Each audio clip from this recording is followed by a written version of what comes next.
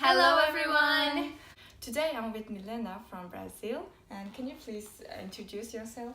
Sure. My name is Milena. I'm a journalist from São Paulo. I stayed in Brazil. And I came to Mongolia to be an English teacher at a private school called Tuskel. And I also got opportunity to be on TV journalism here in Mongolia, and I became the first Brazilian on Mongolian TV. So that's pretty cool, you know, that's some good experience that I got to face. But hey, here the purpose of this video is to talk about cultural shock and to give you foreigners who are planning to come to Mongolia a glimpse of what you can experience here. So Aina, please share what is a culture shock, if it's a good or bad thing.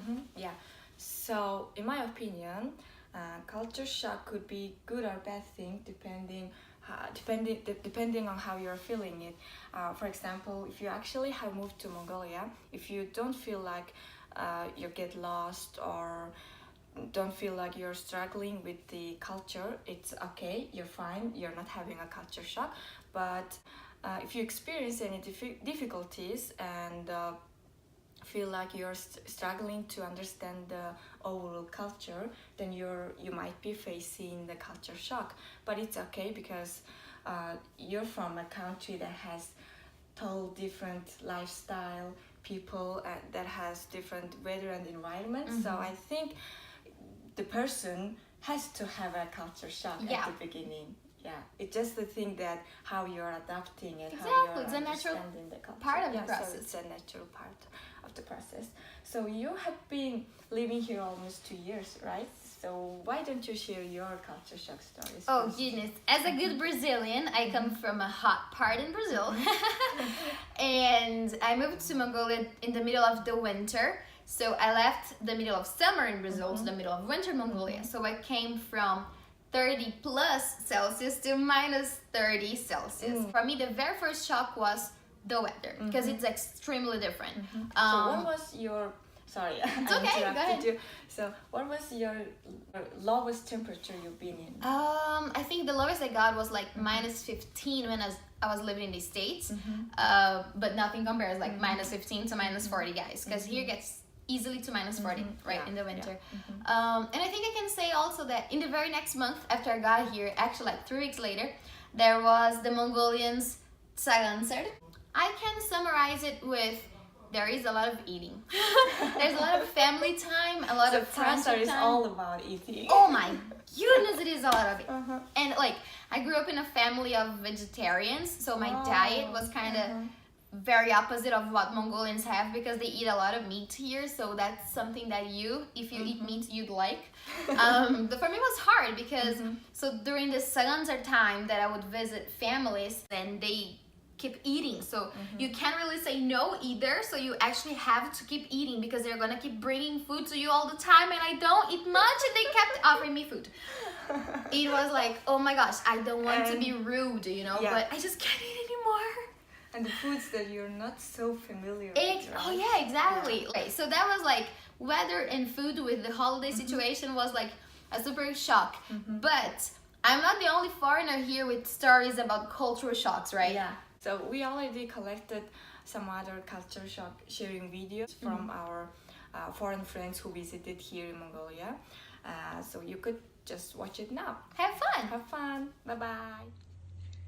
Hey everyone, I'm here to share my experience of culture shock when I first arrived in Mongolia. So something that is quite common in Mongolia is vodka. It's going to be offered at every event and get together and pretty much most special occasions.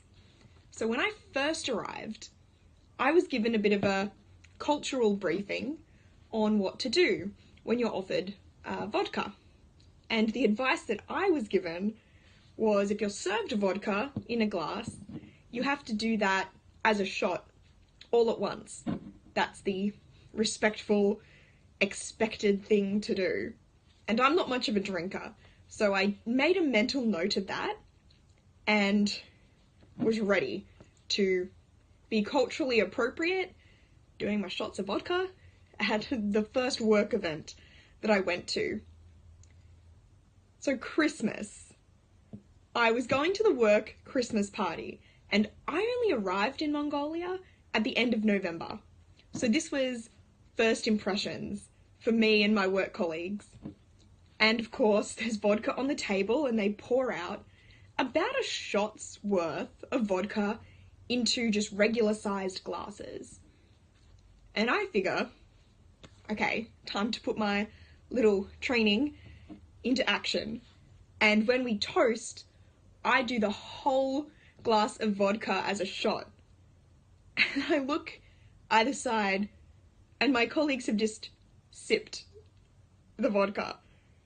And I felt so bad. I thought I must have looked like an alcoholic, this Australian coming in, just shotting this vodka. So I felt really weird, and this was 2 weeks of knowing my colleagues. This was their first impression of me. So what I found out later is that some Mongolians are going to do that as a shot. Some are just going to sip it. It's a country of 3 million people. Obviously, like anywhere else, people are going to have different drinking customs and different expectations. It could depend on your workplace, it could depend on your colleagues, and it could depend on where you are and the type of event that you're at. So my advice for avoiding looking like an alcoholic the first time you go out with your colleagues is to just check either side to see if they're doing a shot or just sipping, and then follow suit. Hello everyone, I'm Joyce from Taiwan. Today I'm going to share with you my amazing experience in Mongolia. Last time I went to Mongolia to attend the Asia Pacific Conference, and we have a free day, so my friend take me to meet her relative. And her relative is nomads. And what is a nomad? Nomad means they have a tent and they don't live in a certain place. They just move around to find a good food for their sheep and cows. So actually it is not easy to find her relatives. So during our journey, we asked a lot of people and finally get the clues about where they are. And on our way to find her relatives, actually we are driving on a grassland. There's no road over there, so I don't think the Google Map and GPS will help. So I'm surprised at the sense of directions that the Mongolian born with. They just know the directions. I just don't know why. And because we do really travel in the natural world, so most of the time we need to wait for a large group of animals to pass, and then we can keep driving. So which is a super cool experience for me. And the other day we go to see the horse racing competition. Then we get into a super fancy tent. And I just say, hello, nice to meet you in Mongolian. And the owner of the tent is so amazed about my Mongolian. He gets so happy and wants to give me a present. The present is a little horse, and the horse is so special. That's because its mom got the championship in the horse racing competition. So it's quite common for us to give present, but definitely not a horse. So which is so cool for me that they even use the horse as a present. Semeno, menine Jacinta, be Mongol Negil Amdarsen. Hi, my name is Jacinta, and I lived in Mongolia for 1 year and worked in that time. My culture shock was when taxis were just anyone who wanted to take you.